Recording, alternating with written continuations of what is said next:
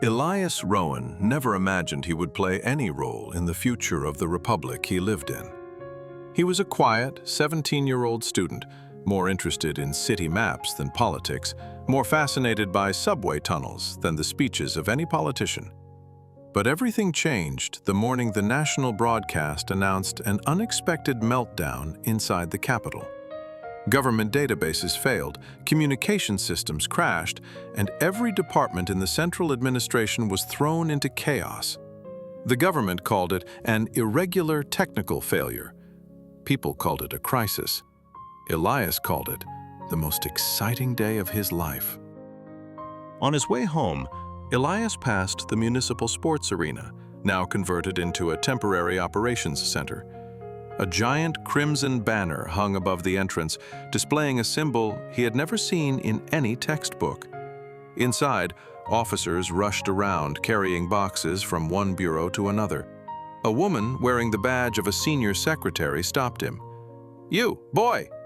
This area is restricted." "But I saw the banner," Elias blurted out. "What does it mean?"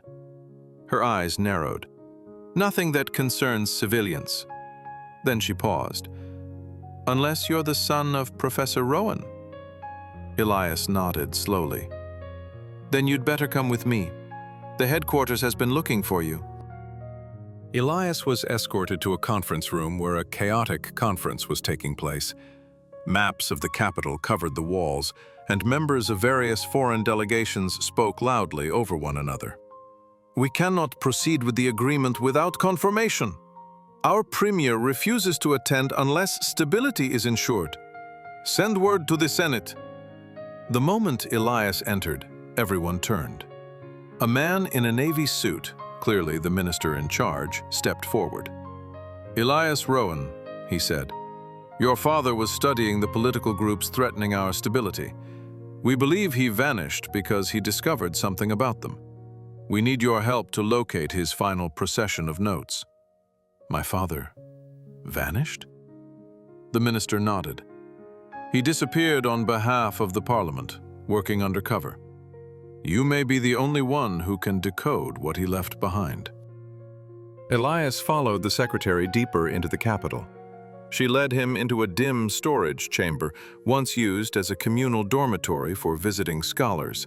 Inside, Elias found his father's old notebooks, charts, signs, ideologies, pages defining Marxism, socialism, communism, and their modern socialist and communist movements, notes connecting new organizations to ancient revolutionary groups, comments about rising bureaucratism within local agencies. His father had written one chilling line: "Someone wishes to harness ideology to overthrow the hierarchy." A small envelope lay hidden under the mattress. On it, "To my son, when neutrality is no longer an option." Elias opened it. A data card inside contained a video.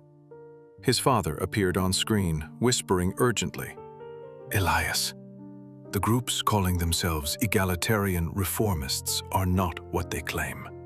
Their so-called reform is a cover for a coordinated takeover. They pretend to be neutral, but they are funded by a shadow regime hoping to reshape the entire republic. They want to govern every aspect of life through a false policy of equality." The video glitched. "If they succeed, democracy itself will collapse.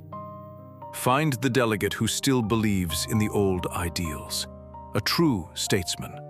Only he can stop them." The screen turned black. Moments later, alarms blared across the Capitol. "Unregistered process detected in the main arena. Unauthorized groups entering." Elias and the secretary ran toward the municipal arena. Inside, two factions confronted each other. One carried green banners with the word Democratic Front. The other, blue banners declaring Conservative Republic Alliance. Between them stood a third group wearing masks.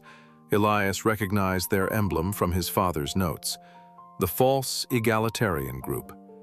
They shouted slogans inspired by twisted materialism, claiming society must abandon all individuality for perfect equality.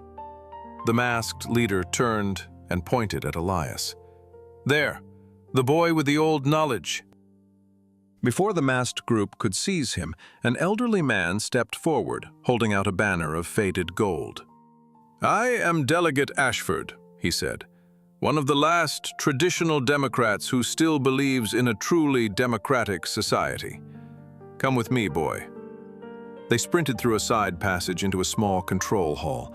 Ashford explained, "The masked group plans to seize both factions, claim a bilateral victory, and replace the Republic with a controlled collective system." "Like a communist state?" Elias asked. "Not exactly. They've blended Marxist rhetoric, socialist vocabulary, and extreme bureaucratic enforcement. A monstrous mix." Ashford led Elias into an underground chamber labeled Authority and Regulation Room. "Your father found this place," Ashford said. "It contains the override keys that can stop the rebels or, if misused, grant them absolute authority." Panels blinked with options: regulate, authorize, neutralize, reform, conserve, revolution. Elias swallowed. "Which one saves the Republic?" Ashford answered, "Not a single button. The Republic survives only when its people choose cooperation over control." Then he handed Elias the golden banner. "This is the real symbol of our Republic. It represents service, not power." Suddenly, guards broke in, led by the president himself. But something was off. His movements were stiff, his eyes unfocused.